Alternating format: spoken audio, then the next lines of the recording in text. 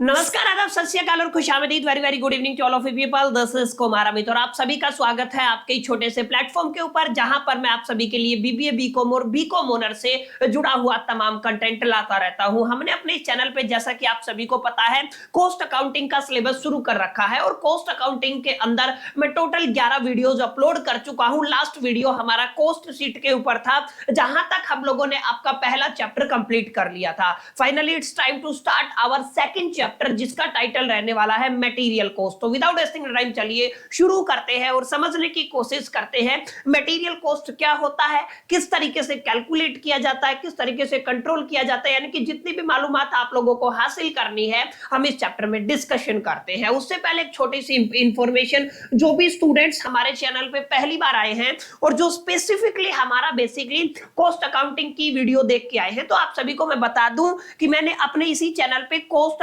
Accounting की total 11 videos upload कर दी हैं। जब आप लोग प्लेलिस्ट में जाते हैं तो काफी सब्जेक्ट्स की प्लेलिस्ट आपको हमारे चैनल पे मिल जाएगी। तो यहाँ पे आपको दिखेगा कॉस्ट अकाउंटिंग की प्लेलिस्ट। जैसे ही आप लोग कॉस्ट अकाउंटिंग की प्लेलिस्ट पे क्लिक करेंगे तो सिलेबस से लेके बेस्ट किताबों से लेकर के और आपका जो कंटेंट है, आप किसी भी यूनिवर्सिटी से बिलोंग करते हो, ये करीब करीब रिजेंबलेबल कंटेंट है, आप कंज्यूम कर सकते हो। तो छोटी सी इंफॉर्मेशन थी, आई होप कि आप सभी के लिए यूजफुल रहेगी, जो भी पहली बार हमारे चैनल पे विजिट किए हैं। आप समझते हैं अपने मेन कंटेंट को, अपने मेन जो टॉपिक है मटेरियल कॉस्ट को। तो विदाउट वेस्टिंग टाइम चलिए थोड़ा थोड़ा डिस्कशन करने की कोशिश करते हैं। देखिए, बहुत सिंपल बातें मैं आप सभी से करूंगा, ज्यादा घुमा फिरा के हम टॉपिक पे नहीं जाएंगे। हम बात करने वाले हैं आपके मटेरियल कॉस्ट के बारे में। अब नाम आप सभी ने सुना हुआ है, नहीं सुना हुआ है तो भी कोई दिक्कत नहीं है। आप लोग एक एक चीज को इस चैप्टर में समझने वाले हो। ये मटेरियल कॉस्ट आपका रहने वाला है माय डियर फ्रेंड्स। और मटेरियल कॉस्ट के अंदर देखिए, नाम से आपको पता चल रहा है मटेरियल का कॉस्ट, और मटेरियल की डेफिनेशन आप सभी शुरू से पढ़ते आए हो, लेकिन अब कुछ नया पढ़ेंगे। नया क्या पढ़ेंगे, देखो ध्यान से। मटेरियल कॉस्ट होता क्या है, मटेरियल कहां से आया कॉस्ट अकाउंटिंग के अंदर। तो सबसे इंपॉर्टेंट बात यह है कि जब भी कॉस्ट को कैलकुलेट किया जाता है ना, तो किसी भी प्रोडक्ट या सर्विस की कॉस्ट उसके एलिमेंट्स के ऊपर डिपेंड करती है। ये बात हम अपनी कुछ वीडियोस में कर चुके हैं। यानी कि सबसे इंपॉर्टेंट फैक्टर क्या रहता है, सबसे इंपॉर्टेंट फैक्टर रहता है एलिमेंट ऑफ द कॉस्ट, जिसको आप लोग 3 पार्ट में क्लासिफाई करते हो। देखिए, सबसे इंपॉर्टेंट बात मैंने क्या बताई कि जब भी आप लोग कॉस्ट कैलकुलेट करोगे, कॉस्ट अकाउंटिंग के अंदर मोस्ट इंपॉर्टेंट एस्पेक्ट हमारा क्या रहेगा, मोस्ट इंपॉर्टेंट एस्पेक्ट रहेगा एलिमेंट ऑफ द कॉस्ट। यानी कि हमें क्या अंडरस्टैंड करना है, आपकी कॉस्ट के एलिमेंट कितने रहने वाले हैं। और जैसा कि मैंने आपको बताया, टोटल 3 एलिमेंट ऑफ कॉस्ट रहेंगे हमारे पास। हालांकि चौथा भी रहता है, लेकिन उसको डायरेक्ट वे में इंक्लूड नहीं किया जाता है। अच्छा, 3 कौन सा रहने वाला है, पहले में आपका आता है मटेरियल कॉस्ट। हमने पढ़ा था ना, हम क्या कहते हैं इसको, हम लोग बेसिकली इसको मटेरियल कॉस्ट कहते हैं। और आपका दूसरा एस्पेक्ट माय डियर फ्रेंड्स रहने वाला है, जिसको आप लोग क्या कह दीजिए, जिसको आप लोग लेबर कॉस्ट कह दीजिए, या फिर कुछ किताबों में मैंने देखा आपका इंप्लॉय कॉस्ट लिखा जाता है। ठीक है, तो आप कंफ्यूज मत होना, एक ही बात है, इंप्लॉय कॉस्ट कह दीजिए या फिर लेबर कॉस्ट कह दीजिए। और तीसरा जो आपका एस्पेक्ट रहता है वो बेसिकली एक्सपेंसेस से जुड़ा हुआ होता है। तो हम लोग क्या कह देते हैं यहाँ पे, एक्सपेंस कॉस्ट कह देते हैं। यानी कि आप लोग ये कह सकते हैं माय डियर फ्रेंड्स कि एलिमेंट ऑफ द कॉस्ट के अंदर आपके 3 एलिमेंट आते हैं। कौन कौन से 3 एलिमेंट आते हैं, पहला आपका मटेरियल कॉस्ट रहने वाला है, दूसरा आपका लेबर कॉस्ट रहने वाला है, और तीसरा आपका बेसिकली क्या रहने वाला है, एक्सपेंस कॉस्ट रहने वाला है। अब इन तीनों का क्या मतलब होता है, थोड़ा थोड़ा करके समझेंगे। हालांकि पिछली कुछ वीडियोस में मैं आप सभी को इनके बारे में बता चुका हूं, लेकिन अब समझने वाली बात क्या है, समझने वाली बात यह है, आप लोगों को रिजेंबल तो हो गया कि एलिमेंट ऑफ द कॉस्ट के अंदर आपका मटेरियल कॉस्ट आता है, लेकिन मटेरियल कॉस्ट की अपनी क्या डेफिनेशन होती है। देखिए, बार बार एलिमेंट ऑफ द कॉस्ट का जिक्र आएगा, आगे मटेरियल कॉस्ट के बाद हम लोग लेबर कॉस्ट के बारे में पढ़ेंगे, फिर हम पढ़ेंगे एक्सपेंस कॉस्ट के बारे में। तो हम सभी के लिए बेहतरीन यही होगा कि हम एक बार दोबारा से एलिमेंट ऑफ द कॉस्ट को समझ लें। यानी कि एलिमेंट ऑफ द कॉस्ट के अंदर मटेरियल कॉस्ट को कैसे क्लासिफाई किया जाता है, लेबर कॉस्ट को कैसे क्लासिफाई किया जाता है, और एक्सपेंस कॉस्ट को कैसे क्लासिफाई किया जाता है। तो अब आप समझिएगा, मटेरियल कॉस्ट की क्लासिफिकेशन 2 पार्ट में की जाती है। पहला मटेरियल कॉस्ट आता है आपका डायरेक्ट, यानी कि आप लोग क्या कह देते हो, आप लोग कह देते हो आपकी एक कैटेगरी बनेगी जिसको हमने क्या कहा, डायरेक्ट मटेरियल कॉस्ट। दूसरी कैटेगरी क्या बनती है, दूसरी कैटेगरी आपकी बनती है इनडायरेक्ट मटेरियल कॉस्ट। आपको याद रखना क्या बन जाएगा, इनडायरेक्ट मटेरियल कॉस्ट। अब हम पढ़ेंगे डायरेक्ट मटेरियल कॉस्ट का क्या मतलब होता है, इनडायरेक्ट मटेरियल कॉस्ट का क्या मतलब होता है। ऐसे ही अगर आप लोग ध्यान से देखेंगे तो लेबर के अंदर भी आपकी दो ही कैटेगरी बनेगी, एक आपका डायरेक्ट लेबर बन जाएगा और दूसरा क्या बन जाएगा माय डियर फ्रेंड्स, आपका इनडायरेक्ट लेबर बन जाएगा। तो आपके दोनों केसेस सेम रहने वाले हैं, इनडायरेक्ट लेबर बन जाएगा। मतलब दो कैटेगरियां बनेंगी डायरेक्ट और इनडायरेक्ट की, तीनों के अंदर। चाहे आप लोग लेबर की बात कीजिए तो डायरेक्ट एंड इनडायरेक्ट कैटेगरी बनेगी, चाहे आप लोग मटेरियल की बात कीजिए तो भी आपकी डायरेक्ट एंड इनडायरेक्ट बनेगी, चाहे माय डियर फ्रेंड्स आप लोग एक्सपेंस की बात कीजिए तो एक्सपेंस के अंदर भी आपकी दो ही कैटेगरी बनती है, एक आपका डायरेक्ट एक्सपेंस बन जाता है, ठीक है ना, और आपका दूसरा क्या बन जाता है, दूसरा आपका इनडायरेक्ट एक्सपेंस बन जाता है। क्लियर, तो ये थोड़ा आप लोग याद रखिएगा, क्या बन जाता है आपका इनडायरेक्ट एक्सपेंस बन जाता है। तो ये आपकी कुछ क्लासिफिकेशन थी जो हम अपनी पिछली कुछ वीडियोस में भी डिस्कशन कर चुके हैं। अब आपको समझना क्या है, आपको समझना है कि जब हमने लास्ट वीडियो में बात की थी तो मैंने आई थिंक आपको बताया था कि जो भी आपकी इनडायरेक्ट कैटेगरी है, मतलब इनडायरेक्ट के अंदर आपका मटेरियल इनडायरेक्ट कॉस्ट आ गया, आपका लेबर इनडायरेक्ट कॉस्ट आ गया और आपका इनडायरेक्ट एक्सपेंस आ गया। माय डियर फ्रेंड्स, ये तीनों मिलके किस कैटेगरी में चले जाते हैं, ये आपके ओवरहेड्स की कैटेगरी में चले जाते हैं। ओवरहेड्स का मतलब क्या होता है, आप लोग ये कह सकते हैं, आप लोगों के अंदर जो आपके जो बेसिकली ऑर्गेनाइजेशन के अंदर जो इनडायरेक्ट मटेरियल कॉस्ट है, ठीक है, उसको इंक्लूड कर दीजिए, प्लस में हम लोग क्या कह देते हैं, आपका जो इनडायरेक्ट लेबर कॉस्ट है, आप लोग क्या कह देंगे, इनडायरेक्ट लेबर जो कॉस्ट रहने वाला है वो इसके अंदर आ जाएगा।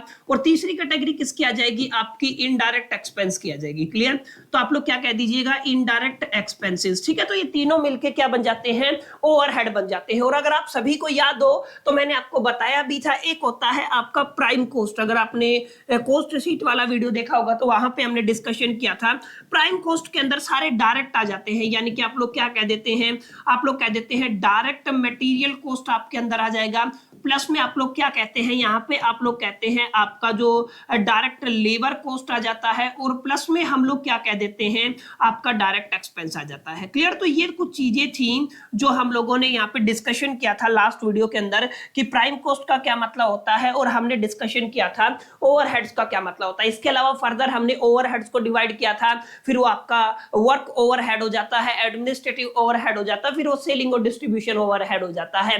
ये सारी भी बातें हम लोग कर भी चुके और आने वाले टाइम में फिर से करेंगे। हमारा मेन कंसर्न क्या है, हमारा मेन कंसर्न है element of the cost. Element of the cost के अंदर मटेरियल कॉस्ट, आपका लेबर कॉस्ट और एक्सपेंस कॉस्ट आ जाता है। उसके बाद दो कैटेगरी में डिवाइड कर देते हो, direct material cost, indirect material cost, labour direct labour cost और आपका इनडायरेक्ट लेबर कॉस्ट। ऐसे ही आप लोग क्या कहोगे, डायरेक्ट एक्सपेंसेस कॉस्ट आ जाएगा या फिर डायरेक्ट एक्सपेंस आ जाएगा, और उसके बाद क्या आ जाएगा, इनडायरेक्ट एक्सपेंस आ जाएगा। अब आपको समझना क्या है, मटेरियल का मतलब क्या होता है। सबसे बड़ा सवाल आप सभी के दिमाग में यही चल रहा होगा, सर मटेरियल का क्या मतलब होता है। अब देखिए, मटेरियल अपने आप में कोई भी फिजिकल सब्सटेंस होता है, यानी कि मटेरियल क्या होता है, आपका फिजिकल सब्सटेंस होता है, लेकिन इसकी दो कंडीशंस होती है, या तो आपका फिजिकल सब्सटेंस आपके फाइनल जो प्रोडक्ट है, आपका जो फिनिश्ड गुड है उसका पार्ट बन जाए, या फिर उस फिनिश्ड गुड को बनाने के लिए जो प्रोसेस होता है, प्रोडक्शन प्रोसेस, उसका हिस्सा बन जाए। Are you getting my point. मैंने क्या बताया, मटेरियल कॉस्ट हम लोगों को पढ़ना है, हम सारा मुद्दा कहां पे लेके आ रहे हैं, हमारा मेन कंसर्न कहां पे रहेगा, मटेरियल कॉस्ट पे रहेगा, और हमें बात भी मटेरियल कॉस्ट पे करनी है। तो अब सवाल ये आ जाता है कि सर पहले तो समझाइए मटेरियल क्या होता है।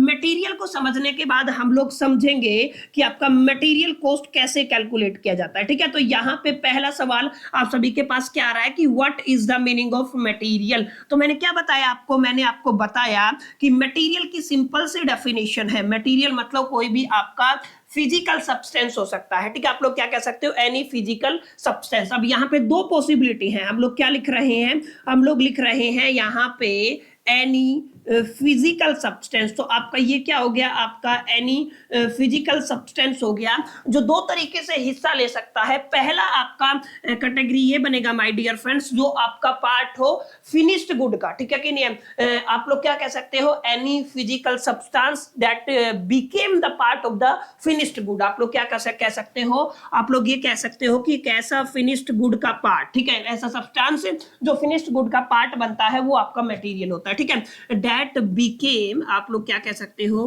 that became the part of finished good। ध्यान से समझना, पार्ट ऑफ फिनिश्ड गुड, हमारे पास जो आपका फिनिश्ड गुड होता है, ठीक है, या फिर आपका जो सर्विस होता है, ठीक है, उसका अगर आपका जो आपका मटेरियल है, आपका जो सब्सटेंस है, डायरेक्ट पार्ट बनता है, तो वो क्या कहलाता है, वो आपका मटेरियल कहलाता है। अब यहां पे भी समझिएगा, मटेरियल के अंदर दूसरी कैटेगरी ये भी है, which became the part of production, ठीक है ना। आप लोग क्या कह सकते हो, जो क्या हो, आपका कंज्यूम्ड हो इनटू द प्रोडक्शन प्रोसेस, या फिर the material that is consumed, आप लोग ये भी लिख सकते हो, that is consumed in production process. आप लोग क्या कह सकते हो, आप लोग ये बात भी कह सकते हो कि जो कहां पे कंज्यूम होता है, प्रोडक्शन प्रोसेस के अंदर कंज्यूम होता है, उसको क्या कहते हो आप लोग, उसको कहते हो मटेरियल। क्लियर। तो सिंपल सी बातें, मैंने आपको दो बातें बताई है माय डियर फ्रेंड्स मटेरियल के बारे। क्या क्या दो बातें बताई हैं? पहला, मटेरियल का मतलब ऐसे फिजिकल सब्सटेंसेस जो बेसिकली या तो आपके फर्निश्ड या फिनिश्ड गुड का पार्ट होंगे, या सर्विस का पार्ट होंगे, या उसको बनाने में जो प्रोडक्शन प्रोसेस हुआ है उसका हिस्सा होंगे, ठीक है ना, उसमें हेल्प करेंगे, तो क्या कहलाते हैं, वो आपके बेसिकली मटेरियल कहलाते हैं, ठीक है। अब ध्यान से आपको समझना क्या है, समझना ये है, जैसे अगर आप लोग ध्यान से देखेंगे कि जब आप लोग कहते हो फिनिश्ड गुड, अब आप फिनिश्ड गुड का कोई एग्जांपल ले लीजिए ताकि आपको इजीली समझ में आए। जैसे मैं एक एग्जांपल ले लेता हूं फिनिश्ड गुड का, ठीक है ना। अब आप ले लीजिए फर्नीचर का आप लोग एग्जांपल ले सकते हैं। मैंने कोई भी फिनिश्ड प्रोडक्ट का एग्जांपल ले लिया है, ठीक है। फिनिश्ड प्रोडक्ट आपके केस में मान लीजिए आपका क्या है, आपका फर्नीचर है। अब आप थोड़ा ध्यान से समझिएगा मेरी बात, ये फर्नीचर है। अब इस फर्नीचर को बनाने के लिए हमें अलग अलग प्रोडक्ट की जरूरत होती है, अलग अलग मटेरियल की जरूरत होती है। सबसे पहले तो हमें, जब हमें फर्नीचर बनाना है तो हमें सबसे पहले किसकी जरूरत होगी, लकड़ी की जरूरत होगी। तो हम लोग क्या लिख सकते हैं यहाँ पे, सबसे पहले हमें जो मटेरियल चाहिएगा वो क्या होगा, आपका बेसिकली वुड होगा। अच्छा, हमें कुछ ग्लू भी चाहिएगा, ठीक है ना, इसको चिपकाने के लिए। अच्छा, हमें कुछ नेल्स वगैरह, नट बोल्ट भी चाहिए, तो आप लोग क्या कह सकते हो यहाँ पे, क्या कह सकते हो आप लोग, नट एंड बोल्ट एटसेट्रा। ये कुछ ऐसे मटेरियल हैं जिनको हम लोगों को इस्तेमाल करना है किसके अंदर, किसी भी जो आपका प्रोडक्ट है, फर्नीचर है, उसके अंदर, ठीक है। तो ये कुछ ऐसे प्रोडक्ट हो गए माय डियर फ्रेंड्स जो डायरेक्टली फर्निश्ड गुड का पार्ट हो गए। जैसे ये लकड़ी है, ये आपके फिनिश्ड गुड का पार्ट हो गई, आपको दिखेगा। ये ग्लू भी उसके अंदर डायरेक्टली पार्टिसिपेट कर रहा है, ये नट भी उसमें डायरेक्टली पार्टिसिपेट कर रहा है, ये बोल्ट भी उसमें डायरेक्टली पार्टिसिपेट कर रहा है। इसके अलावा प्लास्टिक वगैरह भी लगता है, और भी बहुत सारी चीजें लगती हैं जो डायरेक्टली फाइनल प्रोडक्ट के अंदर हिस्सा लेती हैं, उसका पार्ट बन जाती हैं। लेकिन कुछ ऐसी चीजें हैं जो आपके फाइनल प्रोडक्ट का तो पार्ट नहीं बनती, लेकिन उनका इस्तेमाल हम लोग प्रोडक्शन प्रोसेस के दरमियान करते हैं। मतलब हमें ये मान लो फर्नीचर तैयार करना है, जो हमारे पास रॉ मटेरियल आता है, जो सब्सटेंस आता है, सबसे पहले लकड़ी को काटा जाता है। काट करके जिस मशीन का इस्तेमाल किया जाता है, वो मशीन इस प्रोडक्ट का तो हिस्सा नहीं है ना, इस फाइनल जो आपका प्रोडक्ट है उसका तो हिस्सा नहीं है। इसका मतलब आप लोग क्या कह सकते हैं, इसका मतलब कह सकते हैं कि जैसे आप कुछ एग्जांपल ले सकते हैं, जैसे आप लोगों ने कुछ फ्यूल का इस्तेमाल किया, जैसे आप लोगों ने कुछ मशीनरी का इस्तेमाल किया, जैसे उस मशीन को चलाने के लिए आप लोगों ने इलेक्ट्रिसिटी का इस्तेमाल किया। अच्छा, उसके अंदर कुछ आप लोगों ने ल्यूब्रिकेंट का इस्तेमाल किया, ठीक है ना। ये सारी ऐसी चीजें हैं एटसेट्रा, ये सभी ऐसी चीजें हैं जो आपके केवल प्रोडक्शन प्रोसेस के दरमियान आपको दिखेंगी, लेकिन आपके फाइनल प्रोडक्ट का हिस्सा नहीं होती हैं। लेकिन लेकिन लेकिन इनको भी मटेरियल बोला जाता है, ठीक है। तो ये लेकिन एक अलग कैटेगरी में चली जाती है, इनको बोला जाता है इनडायरेक्ट मटेरियल। हम लोग क्या कह देते हैं इनको, हम लोग कह देते हैं इनको इनडायरेक्ट मटेरियल। आई होप कि बातें आपको समझ में आई होंगी। What is the meaning of indirect material? Indirect material वो फिजिकल सब्सटेंसेस होते हैं जो प्रोडक्शन प्रोसेस के दरमियान आपके फाइनल प्रोडक्ट का हेल्प करते हैं, यानी कि ऐसे प्रोडक्ट जो कंज्यूम्ड होते हैं, ठीक है ना, जो क्या होते हैं, कंज्यूम होते हैं during the production process, but these substances are not the part of the final product. ये क्या नहीं होते, आपके फाइनल प्रोडक्ट के पार्ट नहीं होते, लेकिन वहीं कुछ ऐसे सब्सटेंसेस होते हैं जो डायरेक्ट पार्ट होते हैं आपके फाइनल प्रोडक्ट का। उनको क्या कहा जाता है, उनको कहा जाता है आपका डायरेक्ट मटेरियल, जो डायरेक्टली आपको दिख रहा है, ठीक है। तो ये क्या बन गया आपका, ये बन गया आपका डायरेक्ट मटेरियल। तो यहां से दोनों चीजें मैंने क्लियर कर दी। एक तो मटेरियल क्या होता है, ये चीज आपको समझ में आ गई होगी। मटेरियल को किस बिहा पे क्लासिफाई किया गया है, ये बात आपको समझ में आ गई होगी। इसी मटेरियल की कॉस्ट की बात चल रही है, इसी मटेरियल की कॉस्ट कोस्ट की बात चल रही है जो मोस्ट इंपोर्टेंट है आप सभी के लिए अंडरस्टैंड करना। क्लियर? तो यहाँ पे हम लोगों ने ये देखा था कि basically element of the cost को कैसे क्लासिफाई किया। एलिमेंट ऑफ द कोस्ट के अंदर मटेरियल कोस्ट आता है। तो मटेरियल की डेफिनेशन ये होती है कि कोई भी ऐसा फिजिकल सब्सटेंस जो आपके फाइनल गुड या सर्विस का पार्ट बने या उसको बनाने में उसके प्रोडक्शन के दरमियान कंज्यूम हो जाए, प्रोडक्शन प्रोसेस के दरमियान कंज्यूम हो जाए, जो डायरेक्टली हिस्सा नहीं होते, प्रोडक्शन प्रोसेस में कंज्यूम होते हैं, उनको इनडायरेक्ट मटेरियल कहा जाता है। और दूसरा क्या देखा हम लोगों ने? दूसरा ये देखा और जो डायरेक्टली पार्टिसिपेट करते हैं उनको क्या कहा जाता है? डायरेक्ट मटेरियल कहा जाता है। आई होप कि चीजें यहां तक आपको समझ में आई होंगी, डायरेक्ट और इनडायरेक्ट मटेरियल की क्या कहानी है। इसके बाद देखिए, डायरेक्ट और इनडायरेक्ट मटेरियल की कुछ कैरेक्टरिस्टिक्स होती हैं, यानी कि जो डायरेक्ट मटेरियल होता है ना उसकी कुछ कैरेक्टरिस्टिक होती हैं और इनडायरेक्ट मटेरियल की अपनी कुछ कैरेक्टरिस्टिक होती है। सर इसका क्या मतलब है? इसका मतलब ये है, मैं characteristic of A direct material की बात कर रहा हूं। ठीक है, मैं क्या कह रहा हूं, मैं यहीं पे लिख देता हूं ताकि ज्यादा स्पेस की जरूरत ना पड़े। हमारे पास क्या है? कैरेक्टरिस्टिक है। किसकी कैरेक्टरिस्टिक है? डायरेक्ट मटेरियल की। तीन बेसिक कैरेक्टरिस्टिक मैं आपको बताऊंगा। सबसे पहली है इजीली ट्रेसेबल। आप लोग क्या कह सकते हो? आप लोग इसको क्या कह सकते हो? ये क्या है? इजीली ट्रेसेबल है। अब ये क्या बला है? इजीली ट्रेसेबल का क्या मतलब है? इजीली आप इसको ट्रेस कर सकते हो, कितनी लकड़ी का इस्तेमाल हुआ, कितने फेविकॉल का इस्तेमाल हुआ, अच्छा कितना प्लास्टिक इस्तेमाल हुआ, ये सब तमाम चीजें कैसी हैं? ये इजीली ट्रेसेबल है। अच्छा, जो आपका बेसिकली जिसको हम लोग कहते हैं डायरेक्ट मटेरियल, ये आपका मेजर मटेरियल होता है। इसको भी आपको याद रखना, ये कैसा होता है? आपका मेजर मटेरियल। सबसे ज्यादा इस्तेमाल क्या किया जाता है आपका? बेसिकली दूसरा ये कैरेक्टरिस्टिक रहने वाला है आपका, क्या किया जाता है? डायरेक्ट मटेरियल से इस्तेमाल किया जाता है और डायरेक्टली आइडेंटिफिएबल होता है, यानी कि डायरेक्टली आइडेंटिफाई कर सकते हो। ठीक है, आप लोग क्या कर सकते हो? डायरेक्ट आइडेंटिफिकेशन किया जा सकता है इसका। क्लियर? तो आपको ये थोड़ी बातें याद रखनी है कि अगर आपसे पूछा जाता है characteristic of A direct material तो आप लोग क्या क्या बात बताएंगे उस केस के अंदर। ठीक है, तो यहाँ पे दो तीन चीजें हमने कवर कर ली है कि इसकी क्या क्या कैरेक्टरिस्टिक्स होती हैं, मटेरियल क्या होता है, डायरेक्ट मटेरियल क्या होता है और इनडायरेक्ट मटेरियल क्या होता है। अब यहां तक चीजों को समझने के बाद आप समझिए आपका मटेरियल कॉस्ट क्या होता है। क्या बात कही मैंने? Material cost. Material cost cost of the material होता है जो किसी भी प्रोडक्ट की मैन्युफैक्चरिंग और सर्विस को बनाने में इस्तेमाल किया जाता है। तो यहाँ पे हमारा जो टॉपिक था इनिशियल लेवल पे वो क्या था? हमारा मटेरियल कॉस्ट था। अब मटेरियल को तो पढ़ लिया, अब क्या पढ़ना है? हमें मटेरियल कॉस्ट के बारे में पढ़ना है। तो अब यहाँ पे क्या लिख सकते हैं हम लोग? ऐसे लिख सकते हैं, what is the meaning of material cost. ठीक है, आप लोग क्या कहेंगे? मटेरियल कॉस्ट का मतलब क्या है? Cost of a material. अब आप यहाँ पे क्या कह सकते हैं? कॉस्ट ऑफ ए मटेरियल, एक ऐसी मटेरियल की कॉस्ट जिसको यूज किया जाता है किसके केस में? प्रोडक्शन के केस में। क्या प्रोडक्शन करना है आपको? Production of product. आपको कोई भी प्रोडक्शन ऑफ प्रोडक्ट करना है, यानी कि मैन्युफैक्चरिंग करनी है, या फिर आप लोग क्या कह सकते हैं? सर्विस, किसी भी सर्विस को प्रोवाइड करने में। ठीक है, प्रोडक्ट को मैन्युफैक्चरिंग किया जाता है। प्रोडक्शन की जगह आप एक शब्द यूज कर सकते हैं, क्या यूज कर सकते हैं? मैन्युफैक्चरिंग। इसका भी आप लोग याद रखिएगा, क्या कह सकते हैं आप लोग? Manufacturing. Manufacturing of the product and providing the service. इसके लिए जो भी हमें कॉस्ट ऑफ मटेरियल लगता है, जो भी कॉस्ट ऑफ मटेरियल लगता है उसको मटेरियल कॉस्ट कहा जाता है। ये आपको थोड़ा ध्यान में रखना। ठीक है, तो ये आपका मेन जो आपका टॉपिक था, आज का हमारे चैप्टर का टाइटल था, वो ये था कि what is the meaning of cost material. Cost material का मतलब आपको एक प्रोडक्ट को मैन्युफैक्चर करना है या एक सर्विस प्रोवाइड करनी है। अब जब आप एक प्रोडक्ट को मैन्युफैक्चर करते हो, सर्विस को प्रोवाइड करते हो, तो जो मटेरियल लगता है उसकी टोटल कॉस्ट क्या रहती है? उसको क्या कहते हो माय डियर फ्रेंड्स? उसको मटेरियल कॉस्ट कहा जाता है। अच्छा, इस मटेरियल कॉस्ट को कंट्रोल करना जरूरी है, यानी कि मटेरियल कॉस्ट को क्या करना जरूरी है? कंट्रोल करना जरूरी है। तो मटेरियल कंट्रोल के बारे में अभी हम पढ़ने वाले हैं। क्या पढ़ने वाले हैं अभी? मटेरियल कॉस्ट कंट्रोल, ये जरूरी है। मटेरियल कॉस्ट कंट्रोल बहुत जरूरी आर्टिकल रहेगा, सबसे इंपॉर्टेंट। अब आपको समझने में हो सकता है थोड़ी परेशानी हो, इसलिए थोड़ा सा ध्यान से समझिएगा।